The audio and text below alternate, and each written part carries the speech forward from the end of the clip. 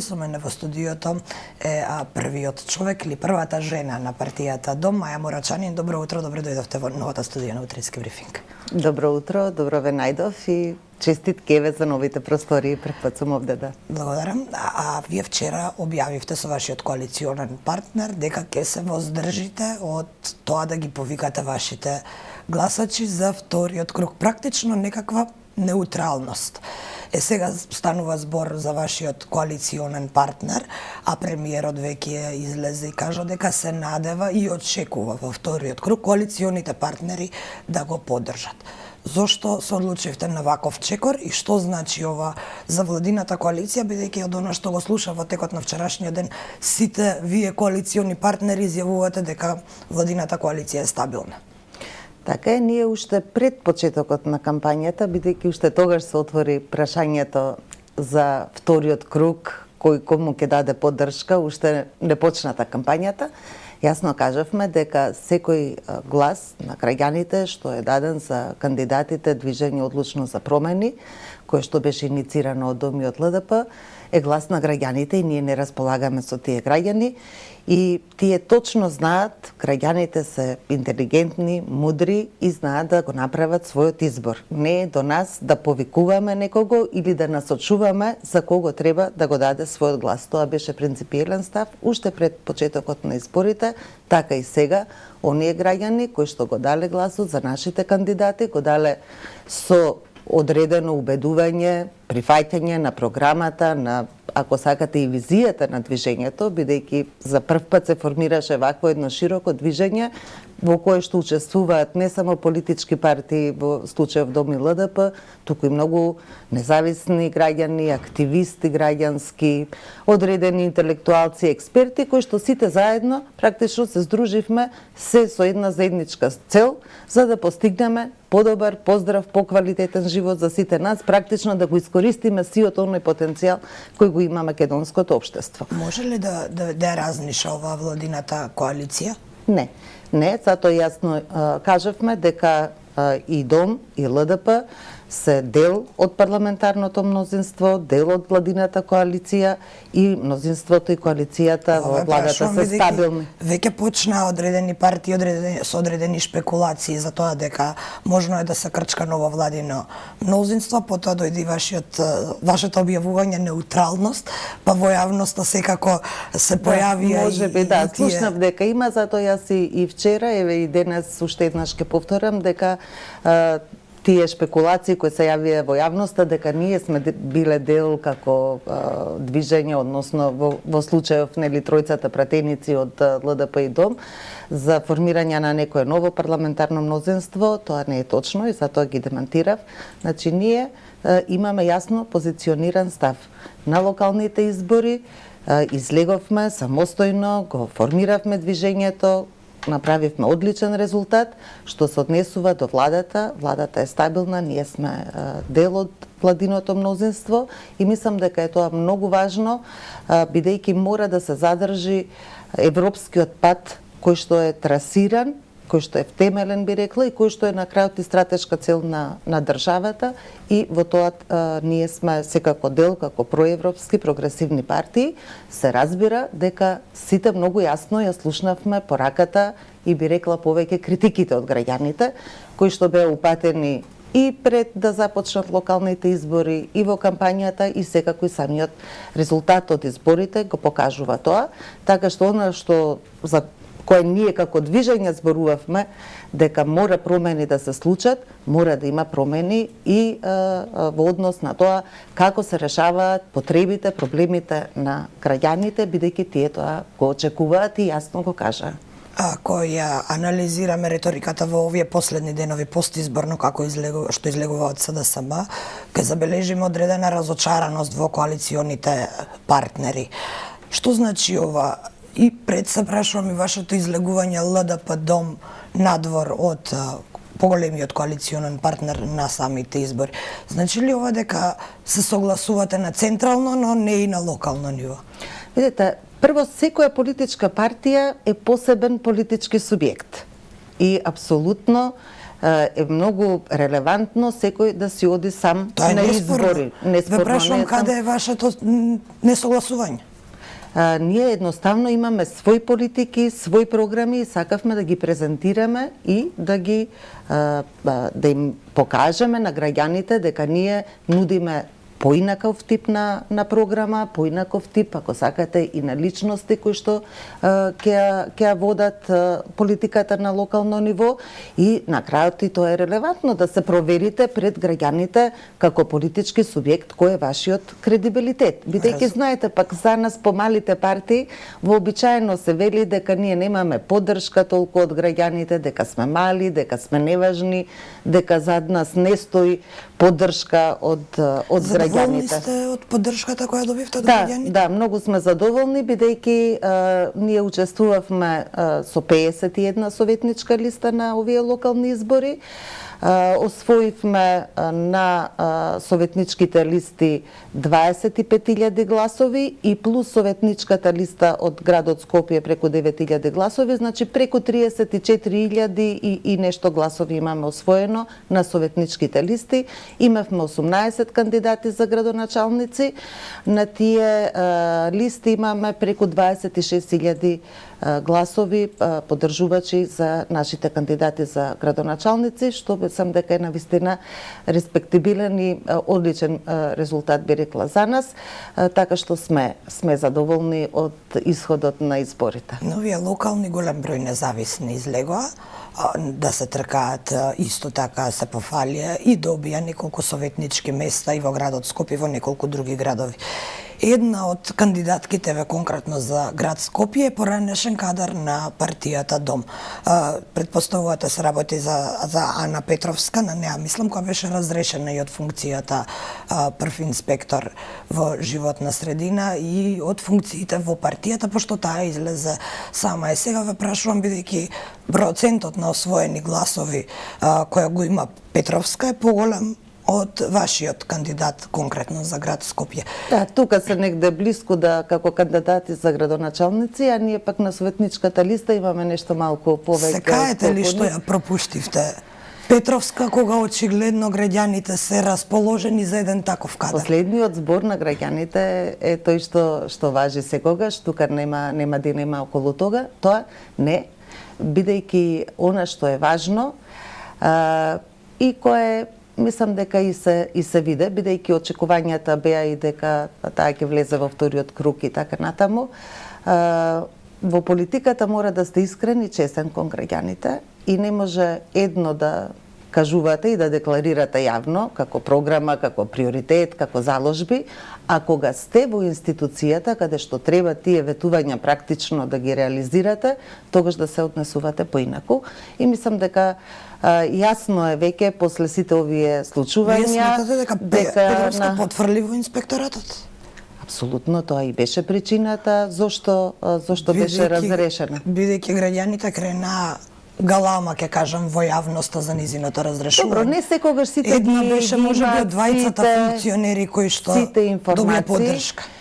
Не секогаш сите ги имаат сите информации, она бидејќи ние сме зелена партија и имаме секогаш, нели, тоа е нашиот интерес, заштита на животната средина и климата, и во изминатиот период практично голем број и на граѓани, и на граѓански здруженија, и на вработени во инспекторатот изнесоа незадоволство од работењето и функционирањето на инспекторатот. Мене ми е драго што еве сега инспекторатот покажува навистина одлична работа и се отворија и многу други прашања кои што се важни од областа на животната средина и не се сведува работењето во институциите само на пиар и презентација во јавноста, она што е важно да сработите, да ги санкционирате загадувачите и да превенирате загадување на животната средина. Инспекторатот откако е Да, мислам дека бидејќи многу краток е периодот 2 месеци за да правиме некоја релевантна анализа, но во моментот она што го имаме од информации, да, и еве мислам бидејќи во претходниот период пак многу и ретко се санкционира загадувачите, мислам дека примерот со загадувањето од рудникот што дојде, кај што се очекува, нели има таму правна процедура, но казната е 100.000 евра, така што ние и за тоа секогаш сме се залагале како дом и мене ми е жал што и парламентарните партии не постигнаа консензус да го измениме законот за прекршоци, за да може да се зголемат казните за загадувачите, бидејќи навистина се мали. И тука сме на иста линија со сите еколошки здруженија и граѓански активисти, бидејќи се додека казните се ниски, големите, особено загадувачи, некогаш и повеќе им се исплаќа и да платат казна и да си продолжат со стариот начин на работа. Така што мора да се зголемат казните. Праксата. За жал. За жал, така е, но затоа мора да се измени законот за прекршоци и да се санкционираат загадувачите дефинитивно. А инаку во поглед на ова што ме прашувате за Ана Петровска, мислам дека на јавноста веќе е апсолутно јасно дека целата намера беше точно да се дискредитира Дом како зелена партија со некои лажни обвинувања за не знам какви напуштања на општински организации, за немање демократија. Конкретно госпоѓата Алтипармаковска што зборуваше на престови некои 17 општински организации барале смена и така натаму, еве се кандидираше како независно со 100 гласа поддршка. Слична постапка направивте со вашиот коалиционен партнер во близок период, бидејќи и тие така постапија, пристапија кон разрешување на функционер. Не можам да споредувам, јас и не сакам да навлегувам во СДСМ што се случува и кои се причините и како, кај нас е сосема друга позиција. Се вратиме на изборите и на изборните резултати. Ќе ве вратам на вчерашното ваше излагање во јавноста, во кое што велите дека ќе се залагате во иднина за промени. Што значи ова? Какви ќе бидат следните постапки на Дом, или еве слободно ќе прашам коалицијата Дом ЛДП, бидејќи и вчера свативме дека заедно продолжувате понатаму? Она што е важно, ние и договоривме веќе дека по завршување еве за овие 2 недели на локалните избори треба сите да седнеме и да разговараме и да се договориме дека навистина промени се важни да се направат во начинот на функционирање и не само на локално, туку и на централно ниво. Јасно е дека граѓаните бараат овие реформски процеси да забрзано се одвиваат и да бидат имплементирани. Тоа е пораката што ја добивме и што јасно ја кажуваат граѓаните. И ќе се сложам со голем дел од коментари кои веќе одат во јавноста дека и општата атмосфера, особено со тоа што не ги започнавме преговорите со Европската Унија, за кои дефинитивно Македонија нема никаква вина, бидејќи ние навистина ги исполнивме сите услови за да почнат преговорите, но оној дел што се случуваше нели со Бугарија, абсурдните барања и така натаму, целиот тој процес го успори и навистина создаде едно негативно расположение и големо разочарување во јавноста, бидејќи пак точно и Социјалдемократскиот сојуз, нели како предводник на владата, Македонија не е крива беше во тој случај. За какви промени тогаш се разговара? Она што можеме да испорачаме сите подобро, тоа е подобро функционирање на институциите. Тоа навистина мора да се случи и во делот на администрацијата. Граѓаните се жалат дека не можат да си ги исполнат своите барања од институциите во едно разумно време, на начин на кој што е соодветен. За ова со коалиционите партнери и во целиот овој период, ве прашувам, и постизборно. Ние ќе сочекаме да поминат нели изборите, сепак се уште сите партии се во кампања, има други обврски, но мислам дека е многу важно, тоа го најавија вчера и од СДСМ, дека ја примиле пораката од граѓаните. И треба точно да видиме и да договориме и навистина така и да се однесуваме. Да се забрзаат реформите во правосудството, гонењето на организираниот криминал, корупцијата и така натаму, значи и да обезбедиме функционирање на институциите согласно потребите на граѓаните. Тоа е, мислам, едно од клучните барања за кои граѓаните се незадоволни и особено на локално ниво од функционирањето на локалната самоуправа, бидејќи не можат да ги задоволат своите барања кои што ги имаат секако во секоја општина се тие различни, каде им треба водовод, каде им треба подобрување на инфраструктура, Може ли вашиот некаде коалиционен со партнер животната од средина. позицијата министер да преземе нешто по ова прашање? За кој коалиционен партнер За ми е? лидерот на ЛДП. Добро. Зашто дали може да За преземе? администрацијата општинска конкретно, бидејќи е министер Бидејќи е министер за локална самоуправа. Мислам дека тој добро си ја работи работата, бидејќи оние ингеренции што ги има Министерството за локална самоуправа, споредбено со она како функционираше подобро, е сега состојбата и тие се во комуникација со општините и мислам дека многу проекти, она што исто така важно е дека треба да се реализираат и тоа треба да биде еден од приоритетите. Овие грантови што ги има, фондови од Европската Унија, кои што во најголем дел се и поврзани со заштитата на животната средина и климата, да се искористат овие средства, бидејќи се уште, за жал, е мала искористеноста, а имаме огромна потреба. Еве, јас ке кажам, например, и за депониите, тие се нели секогаш голем проблем кај нас со децении и граѓаните се жалат. За источниот, североисточниот регион веќе е при крај таа регионална санитарна депонија, но никако да почне реализација на терен за да видиме дека нешто се случува заради некои несогласувања меѓу општински или не знам веќе кои причини, многу споро се одвиваат тие процеси, а не во овој случај не е се финансиите проблем бидејќи се грант од Европската Унија. Значи мора сите во институциите многу посветено, поинтензивно да работат и јас би кажала и да се санкционира неработењето во институциите, бидејќи нормално е дека граѓаните се лути на толку голема бројка во администрацијата, генерално јавни предпријатија, општински и така натаму вработени, да тие не можат да ги задоволат собствените барања и секако мислам дека една од клучните причини за незадоволството и критиките од граѓаните се она што се случува особено за Скопје со урбанистичкото дивење, со хаосот и со градењето на постојано на згради, на трговски центри и практично узурпирање на јавниот простор и на зеленилото. Тоа е она што зашто скопјанистите реагираме жестоко. Имате механизми ова преку советот и преку вашите советници да го сопрете, зборуваме за бетонизацијата. Значи,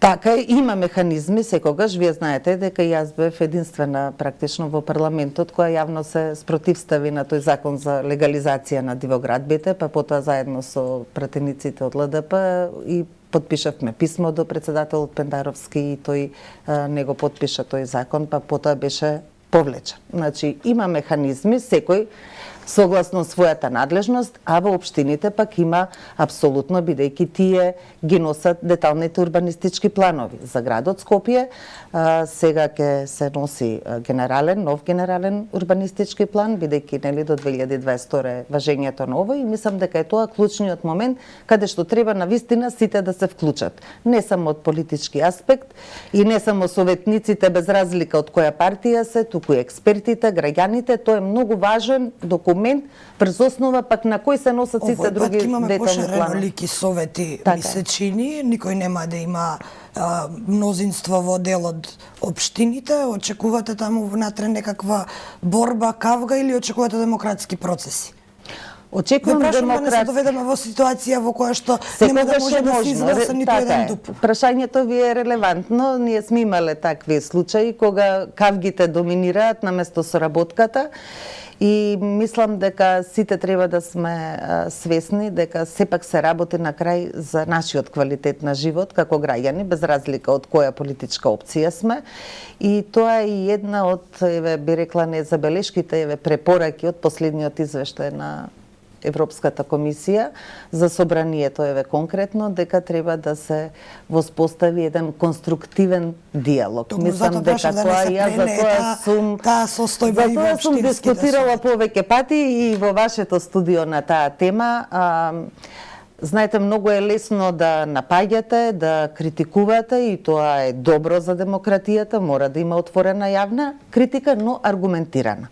Мислам дека она што ни недостасува на сите е да се водиме од аргументите и од идејата дека на крајот сакаме нешто на вистина да направиме, а не само тоа да се сведе на некоја медиумска покриеност која најчесто е интересно и вака атрактивно за некоја реторика која што мислам не доликува и за можеби граѓаните се веќе презаситени од црната реторика тоа и уште доаѓа од политичката така сцена. Е, уште една од забелешките на граѓаните е токму тоа и затоа и работата на собранието, односно нивото на дебата во едно истражување во собранието беше оценето со 2, што значи граѓаните точно знаат се и прават одлична проценка. Гледаат на телевизија колку реклами во предизборието и колку спотови се со навреди, критики за другиот, а не со програмата која што така се нуди. Најчесто се сведува на критика целата реторика, а не на Господи понуда. Морачанин,